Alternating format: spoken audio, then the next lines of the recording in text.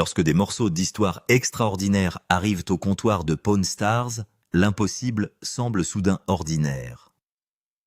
Dans ce qui ressemble à un après-midi ordinaire à l'intérieur du magasin, les portes s'ouvrent et circulent une épée qui aurait été portée par l'un des gardes impériaux de Napoléon, un canon de la guerre civile qui a encore le pouvoir de tirer une Ford oubliée de 1929, sauvée de plusieurs décennies, dans une grange abandonnée. Un haut-parleur fabriqué en Oregon, laissé intact dans un casier de stockage poussiéreux, et même une Rolls-Royce dont le propriétaire insiste sur le fait qu'elle appartenait autrefois à Johnny Cash, portant un prix demandé stupéfiant de 350 000 $.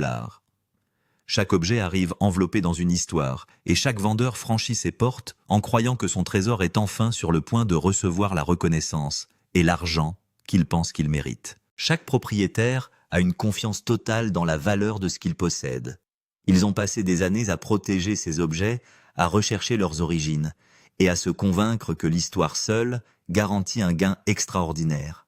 Pourtant, de l'autre côté du comptoir se trouve quelqu'un qui a déjà écouté des milliers d'histoires incroyables, quelqu'un qui a appris que confiance et preuve sont rarement la même chose. Je l'ai apporté ici en raison de la provenance de la voiture, explique un vendeur en toute certitude. Lorsqu'on lui demande à quelle provenance il fait référence, il affirme calmement que le véhicule a été acheté par ABC Télévision comme cadeau à Johnny Cash, suite au succès de The Johnny Cash Show en 1969. Cela appartenait à Johnny Cash, insiste-t-il sans hésitation, estimant que cette déclaration devrait à elle seule transformer la valeur de l'automobile. Cette confiance est exactement ce qui rend les Pawn Stars si imprévisibles. Chaque artefact porte le poids de la croyance de quelqu'un, chaque négociation devient une bataille entre émotion et preuve, et presque personne ne quitte le magasin avec le numéro qu'il avait imaginé avant de franchir la porte d'entrée. Dans ce domaine, l'histoire n'a peut-être pas de prix, mais la preuve décide toujours du prix final. Un client entre avec la confiance tranquille de quelqu'un qui croit savoir déjà exactement ce qu'il possède. Pendant des années, il a collectionné des épées napoléoniennes étudiant leur histoire, jusqu'à se considérer comme un expert à part entière. Il ne vend pas parce qu'il a désespérément besoin d'argent, mais parce qu'il a décidé de simplifier sa collection, et si cette pièce en particulier se vend, les bénéfices serviront à financer des vacances européennes tant attendues avec sa femme. Sa patience le distingue immédiatement de nombreux autres vendeurs. Il n'y a aucune urgence dans sa voix, aucune tentative anxieuse de faire pression sur l'accord, seulement l'assurance calme de quelqu'un qui croit que l'objet parlera de lui-même. Il sait où ira l'argent si la transaction réussit, et cette confiance façonne chaque mot qui suit. « Alors c'est une épée de la garde impériale ?» demande le propriétaire du magasin. Le vendeur hoche fièrement la tête avant d'expliquer que la garde impériale représentait l'une des forces militaires les plus élitistes que l'Europe ait jamais connues en la comparant aux unités d'opération spéciales d'aujourd'hui. Selon lui, il ne s'agissait pas simplement d'une arme militaire de plus, mais d'une épée d'officier portée par les hommes élus les plus proches de Napoléon lui-même. La garde impériale occupe une place extraordinaire dans l'histoire militaire. Créée à l'origine comme garde du corps personnel et réserve stratégique de Napoléon Bonaparte, elle est finalement devenue l'une des forces combattantes les plus respectées jamais rassemblées sur le continent européen. L'admission dans ces rangs n'a jamais été ordinaire. Les soldats ont gagné leur place grâce à une discipline exceptionnelle, une bravoure éprouvée, un service distingué sur le champ de bataille et une présence physique qui les distinguait du fantassin moyen. Contrairement aux troupes régulières qui combattaient bataille après bataille, la garde impériale était souvent retenue jusqu'aux moments les plus décisifs. Napoléon comptait sur eux non seulement comme sa réserve militaire ultime, mais aussi comme son bouclier personnel, les plaçant si près de lui que les observateurs pouvaient souvent déterminer l'emplacement exact de l'empereur simplement en regardant où la garde se rassemblait. Leur loyauté est devenue une histoire légendaire et inspirante qui a survécu longtemps après la fin des guerres elles-mêmes. Certains membres de la garde restèrent si dévoués à Napoléon qu'ils préférèrent l'exil plutôt que d'abandonner l'homme qu'ils avaient juré de protéger. Ce niveau de loyauté personnelle a transformé la garde impériale en bien plus qu'une unité militaire d'élite. Elle est devenue l'un des symboles déterminants du règne de Napoléon et l'une des institutions les plus romancées de l'histoire militaire européenne. En raison de cet héritage remarquable, une arme associée à la garde impériale représente bien plus que l'acier, le cuir et l'artisanat. Il devient un témoin survivant de l'une des époques militaires les plus étudiées de l'histoire, porteur de siècles de fascination et d'érudition. Cette importance historique est exactement la raison pour laquelle le vendeur estime que le prix demandé est tout à fait justifié. Au fur et à mesure que la conversation se poursuit, l'attention se porte sur plusieurs marques inhabituelles gravées sur la lame. Le vendeur explique que les initiales appartiennent à Schnitzler et Kirschbaum, un fabricant allemand respecté, dont les épées ont été forgées à Solingen, une ville célèbre pour produire certaines des meilleures lames d'Europe depuis des centaines d'années. La réputation de Solingen pour son savoir-faire exceptionnel s'est répandue dans tous les royaumes bien avant l'existence de la fabrication industrielle moderne. Le propriétaire du magasin remarque immédiatement ce qui semble être une contradiction. Si la lame avait été produite en Allemagne, comment aurait-elle pu être portée par la garde impériale de Napoléon, alors que les États allemands ont passé une grande partie de cette époque à lutter contre l'Empire français? La question semble simple, mais la réponse révèle à quel point la production européenne d'armement était déjà interconnectée. Le vendeur explique calmement que la politique empêche rarement les artisans qualifiés de vendre leur travail. Les fabricants d'épées de Solingen produisaient des lames pour les gouvernements, les armées ou les officiers, prêts à payer pour un acier de la plus haute qualité, quelles que soient les alliances changeantes et les conflits en cours. La réputation traversait souvent les frontières nationales bien avant que la diplomatie ne le puisse. Cette contradiction ne fait qu'ajouter une autre couche fascinante à l'histoire de l'artefact. Une épée forgée par des artisans dont la patrie s'opposait à Napoléon aurait très bien pu finir par protéger l'empereur lui-même. L'histoire est rarement aussi simple qu'on l'imagine, et des objets comme celui-ci préservent souvent ces relations complexes mieux que les documents écrits ne le pourront jamais. Le vendeur déclare avec assurance qu'il estime qu'il s'agit de l'une des plus belles épées jamais produites pour la grande armée de Napoléon. Il présente cette déclaration presque comme un fait incontestable, le point culminant d'années passées à collecter et à étudier des armes similaires. Mais au sein d'un prêteur sur gage, la confiance seule ne suffit jamais. Le propriétaire du magasin écoute respectueusement, mais refuse de fonder des milliers de dollars sur des convictions personnelles. L'expérience lui a appris que toute affirmation extraordinaire exige une vérification tout aussi extraordinaire. Ce principe simple distingue une entreprise de prêt sur gage réussi d'un jeu imprudent. Un expert indépendant est appelé pour évaluer l'épée en suivant le processus familier qui accompagne chaque artefact historique important entrant dans la boutique. La réputation du spécialiste compte bien plus que la confiance du vendeur, car l'authentification dépend de la preuve et non de l'enthousiasme. En quelques instants, l'expert reconnaît la pièce et commence immédiatement son examen. Étonnamment, son attention ne se concentre pas sur la lame elle-même. Au lieu de cela, ses yeux se tournent directement vers le fourreau, expliquant que les exemplaires survivants de cette période ne conservent presque jamais leur revêtement en cuir d'origine dans un état aussi complet. En 2 siècles, le cuir sèche se fissure, rétrécit ou se désintègre simplement, tandis que les ferrures métalliques sont écrasées par des manipulations et un stockage répété. La plupart des épées napoléoniennes qui survivent aujourd'hui sont totalement dépourvues de fourreaux ou ne conservent que des fragments endommagés. Cet exemple, cependant, reste étonnamment complet avec un cuir bien mieux conservé que ce que les experts attendent normalement d'un artefact de cet âge. Ce simple détail augmente considérablement à la fois son importance historique et son attrait de collection. L'expert identifie l'arme encore plus précisément que ne l'avait fait son propriétaire. Plutôt que de la décrire simplement comme une épée d'officier de la garde impériale, il la classe comme une épée de présentation d'officier de cavalerie lourde, une arme de cérémonie généralement décernée, pour commémorer une bravoure exceptionnelle, un service distingué ou une promotion, au lieu d'être délivrée comme équipement militaire standard. Les épées de présentation ont reçu beaucoup plus d'attention lors de leur fabrication que les armes de service ordinaires. Leur finition, leur gravure, leur travail décoratif et leur savoir-faire global reflétaient l'honneur associé à leur réception. Cette qualité supérieure a probablement contribué à la survie de cette épée dans un état aussi remarquable pendant plus de 2 siècles. Au fur et à mesure de l'examen, l'expert étudie comment la lame s'insère dans son fourreau. La précision l'impressionne immédiatement, la lame glissant si parfaitement en place qu'il n'y a pratiquement aucun jeu ni mouvement indésirable. Ce niveau de savoir-faire constitue l'un des indicateurs les plus solides que l'épée et le fourreau sont restés ensemble depuis le jour de leur fabrication initiale. Ce type de construction précise, ajustée à la main, est extrêmement difficile à imiter pour les reproductions modernes. Les armes anciennes étaient montées individuellement par des artisans, ce qui signifie que chaque composant était soigneusement assorti lors de la production.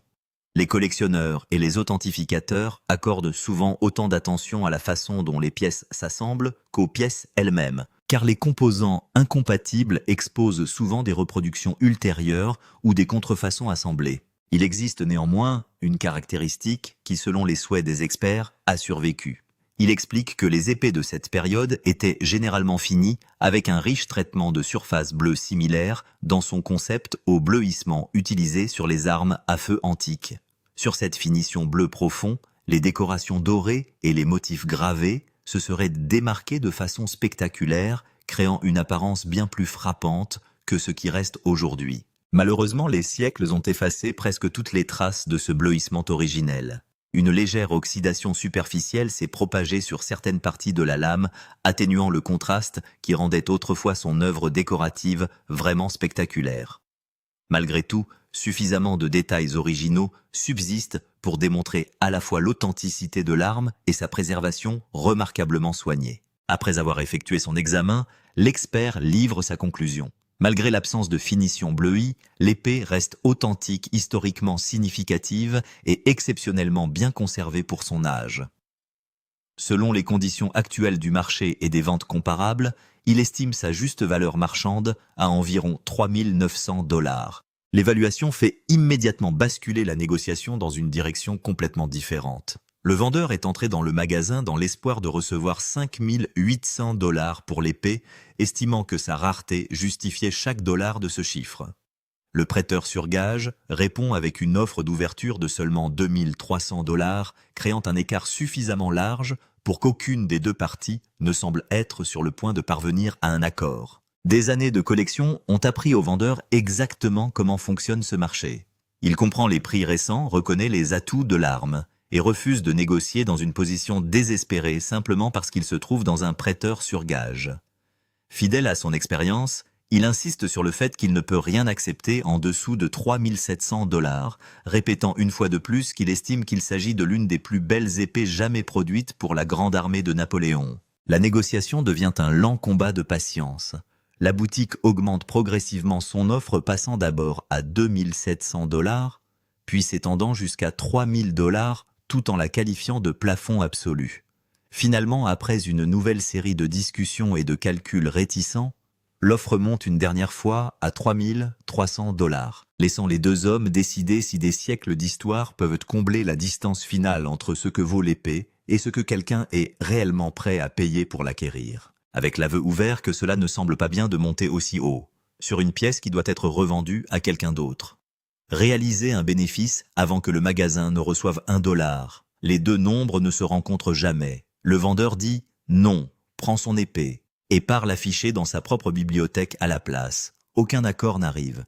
L'épée ressort par la même porte par laquelle elle est entrée. Il appartient toujours à l'homme qui l'a apportée. Un canon à travers la porte. Puis un homme lance un canon dans le magasin. Une véritable pièce d'artillerie de campagne du XIXe siècle. Sur son chariot, poussé sur le même étage où se trouvait l'épée. Le propriétaire est un collectionneur de canons. Et l'artillerie de campagne est sa passion particulière. Cela fait 10 ans qu'il fait pointer celui-ci devant sa porte d'entrée, assis dans son salon comme un tableau, destiné à tous ceux qui entrent. Et maintenant il a décidé qu'il était temps de le transmettre. Il a payé 20 000 $ pour cela. Lors d'une vente aux enchères dans l'Est, il y a 10 ans, et suppose que cela doit valoir au moins 30 000 $ maintenant. Il le décrit comme un Hotchkiss des années 1890, et dit qu'il aurait été utilisé dans les guerres indiennes, et lors des événements autour de Wounded Knee. Le poids historique de cette affirmation est significatif. La fin du XIXe siècle marque la fin d'un long conflit entre l'armée américaine et les nations des plaines. Et l'artillerie légère à tir rapide a changé la façon dont ces engagements se déroulaient. Une arme suffisamment petite pour être transportée par des bêtes de somme dans des terrains accidentés, pourtant capable de tirer des cartouches autonomes en succession rapide. a donné à une colonne de campagne une puissance de feu qu'elle n'avait jamais eue sur ce terrain auparavant. C'est un canon Hotchkiss des années 1890. D'accord. On dit qu'il a été utilisé dans les guerres indiennes, la bataille de Wounded Knee, disent-ils. Alors quel genre d'utilisation en avez-vous fait? Je veux dire, avez-vous aimé? Il se trouve juste dans mon salon, tout comme une peinture sur un mur. Je l'aime. Ouais, je l'ai devant la porte d'entrée pour quiconque souhaite entrer. Les événements entourant Wounded Knee comptent parmi les plus étudiés de cette époque, et toute pièce d'artillerie ayant un lien crédible avec cette période a une valeur documentaire bien au-delà de son poids en fer. C'est en partie pourquoi un seul canon peut atteindre le chiffre que le vendeur a en tête, et aussi pourquoi le magasin ne donnera pas suite à la réclamation tant qu'elle n'aura pas été vérifiée de manière indépendante. Un petit échange montre à quel point l'expertise compte même entre deux personnes averties. Le vendeur appelle ça un Hotchkiss de 2 livres, et suppose que les 2 livres font référence au poids de l'obus qu'il a tiré. Le commerçant corrige le classement. Les canons terrestres sont classés selon le diamètre de l'alésage, alors que les canons navals sont ceux traditionnellement mesurés par le poids du projectile. Le vendeur lui-même collectionneur de ces pièces admet que cette distinction est nouvelle pour lui. Les 3 questions. L'acheteur expose 3 préoccupations avant d'examiner une offre. Premièrement, le canon a l'air presque trop beau, ce qui soulève la possibilité qu'il s'agisse d'une reproduction plutôt que d'un original. Deuxièmement, on ne sait pas s'il déclenche réellement. Et avec les vieilles armes, la différence entre une pièce fonctionnelle et une pièce exposée statique est énorme. Troisièmement, il n'y a aucune certitude quant au juste prix pour quelque chose d'aussi inhabituel. L'authenticité, la fonctionnalité et la valeur marchande sont les 3 questions qui déterminent le résultat de chaque transaction à enjeu élevé conclue dans le magasin. Pour y répondre, il fait appel à un spécialiste de la restauration de canons, avec environ 15 ans d'expérience dans l'artillerie, de la guerre d'indépendance à la Seconde Guerre mondiale. L'expert livre une chaîne de faits qui change ce qu'est l'objet. Le fabricant était une entreprise fondée par un Américain qui s'est installé à Paris pendant la guerre civile et y a établi une production. C'est pourquoi une arme de service américaine porte une fabrication française. Cet arrangement n'était pas inhabituel pour l'époque. Un certain nombre de modèles d'armes importants du XIXe siècle ont été développés par des inventeurs qui se sont installés à l'étranger pour accéder à des capacités de fabrication des capitaux ou des acheteurs militaires qui n'étaient pas disponibles dans leur pays. Et les armes obtenues ont ensuite été revendues aux armées du monde entier. Aucune reproduction de ces canons n'est réalisée, parce que les autorités fédérales chargées des armes à feu ne les autoriseront pas, ce qui élimine complètement la peur de la reproduction. Il s'agissait des premiers fusils à cartouches autonomes modernes de l'inventaire militaire américain, une étape technologique importante à l'époque, parce qu'une cartouche autonome signifiait une cadence de tir bien plus élevée que l'ancienne artillerie à poudre et à billes. Ils étaient appréciés pour leur portabilité et étaient connus sous le nom de canons de montagne. Parce qu'ils pouvaient être déplacés sur le terrain des canons plus lourds, ne le pouvaient pas. L'expert affirme que seuls 57 d'entre eux ont été achetés sur plusieurs années, ce qui rend les survivants vraiment rares sur le marché libre, puisque la plupart sont conservés dans des collections permanentes et sont rarement mises en vente. Ils ont acheté 57 de ces armes sur une période de plusieurs années. 57 au total. Oui. En ce moment, j'ai 2 choses qui me passent par la tête. C'est rare et c'est cool. Et c'est rare et c'est cher, à cause de la patine et un peu de rouille ici et là. Tout cela indique que c'est la vraie affaire. La patine et la légère rouille éparse ne sont pas des défauts dans sa lecture. Ce sont les empreintes digitales de l'âge réel. Le genre d'histoire superficielle qu'un faussaire ne peut pas simuler de manière convaincante. Son verdict est 100% authentique, en état solide et complet. Et un bon achat. La ligne de 40 000 $. L'alésage est ensuite examiné et déclaré propre lisse et pouvant être tiré. C'est le facteur le plus important dans la valeur d'une pièce d'artillerie. Une arme qui tire et une arme qui ne tire pas. Sont 2 objets totalement différents à 2 prix totalement différents. L'expert évalue une arme en état de marche de ce millésime et de cet état à 40 000 $ à longueur de journée. Le vendeur n'attendait que 30 000 $. Voici le piège. L'acheteur sépare immédiatement 2 nombres que l'on confond constamment. 40 000 $ et le prix du collectionneur. Le montant que paie un passionné pour posséder l'objet en permanence et ne jamais le revendre. La boutique n'est pas un collectionneur. Il existe pour revendre, ce qui signifie qu'elle ne pourra jamais payer le prix du collecteur et rester une entreprise. L'accord est construit autour d'une seule condition. Si le canon tire, il se vend 30 000 $. S'il ne se déclenche pas, la valeur s'effondre et les termes changent complètement.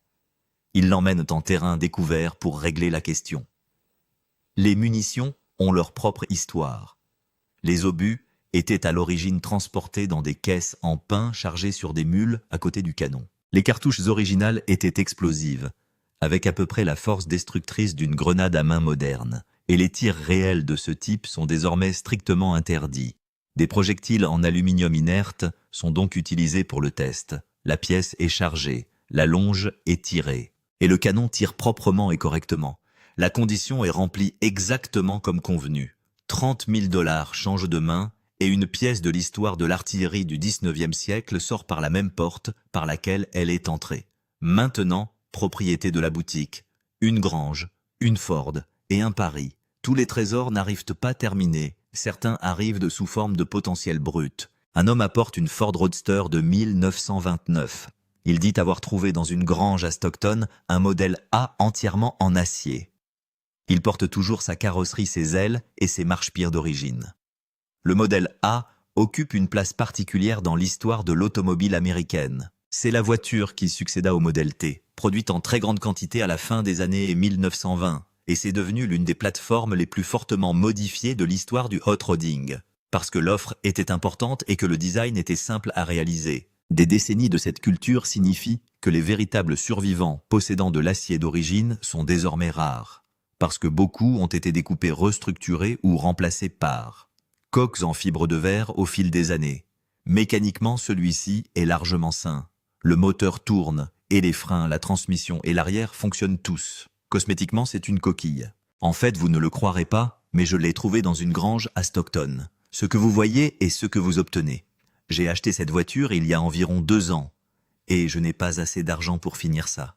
Et c'est pourquoi je suis en quelque sorte ici, pour aller de l'avant et le vendre.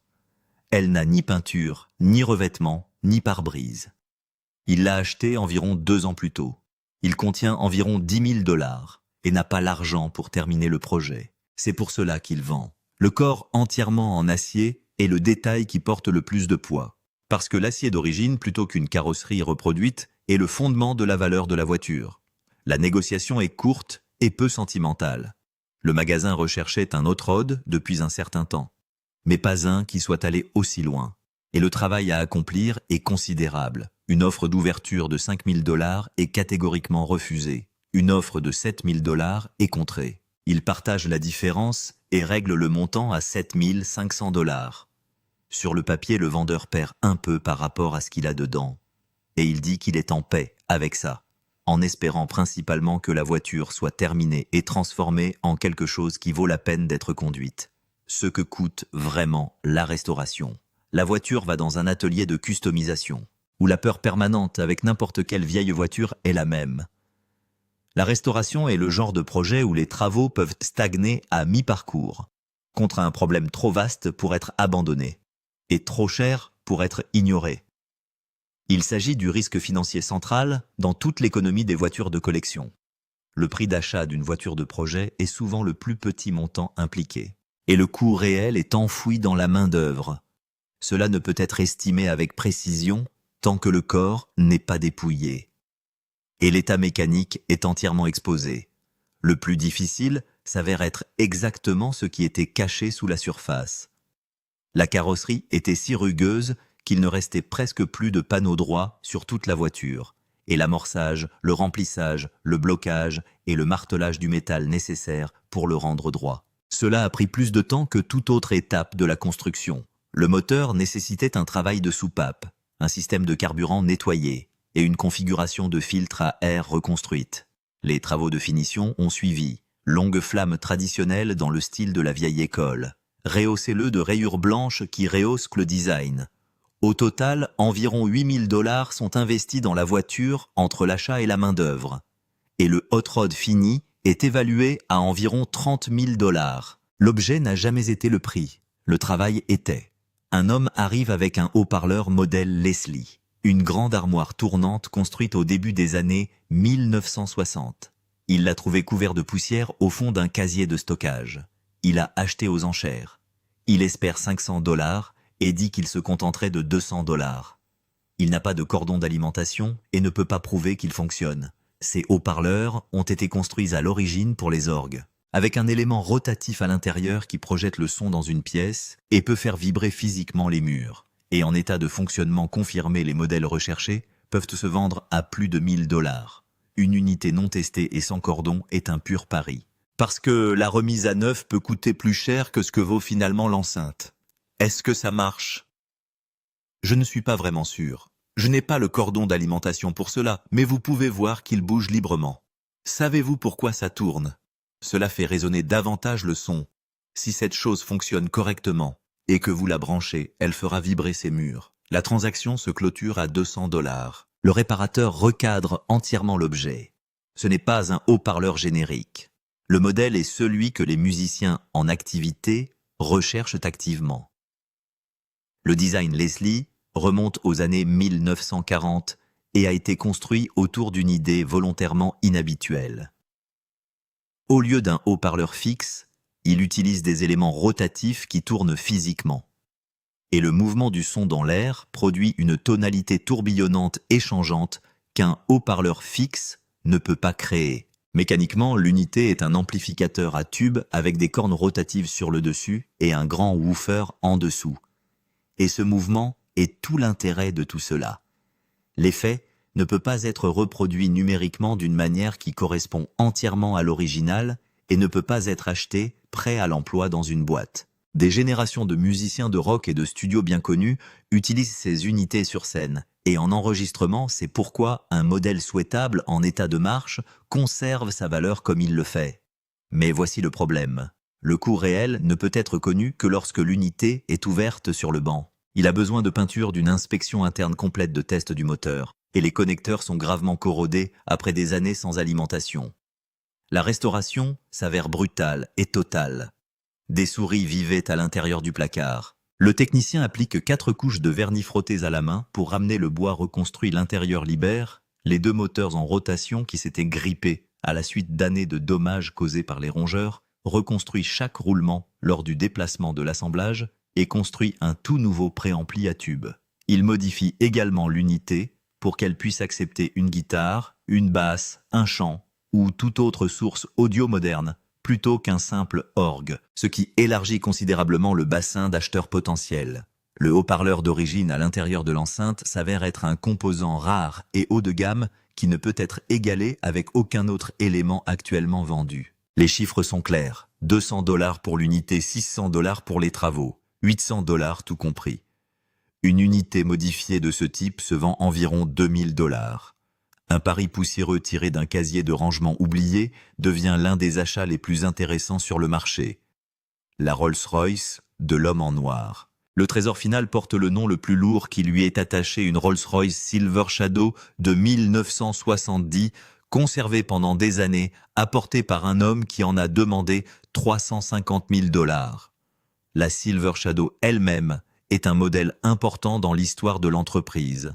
C'est la voiture qui a fait entrer Rolls-Royce dans l'ère moderne de la construction monocoque et de l'ingénierie haut de gamme, et elle est devenue pendant des décennies l'un des symboles de statut social les plus reconnaissables sur la route. Il n'existe pas de badge de luxe au monde plus universellement identifié en un coup d'œil, et les gens ont toujours été prêts à payer pour cette seule reconnaissance.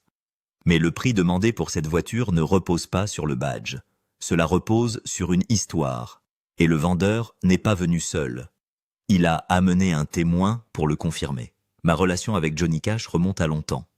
En 1960, il m'a appelé pour l'accompagner pendant 2 semaines seulement, et cela a duré près de 40 ans. Le témoin est le batteur de longue date de Johnny Cash, un homme dont la relation de travail avec le chanteur a commencé par un engagement de 2 semaines et a duré près de 40 ans.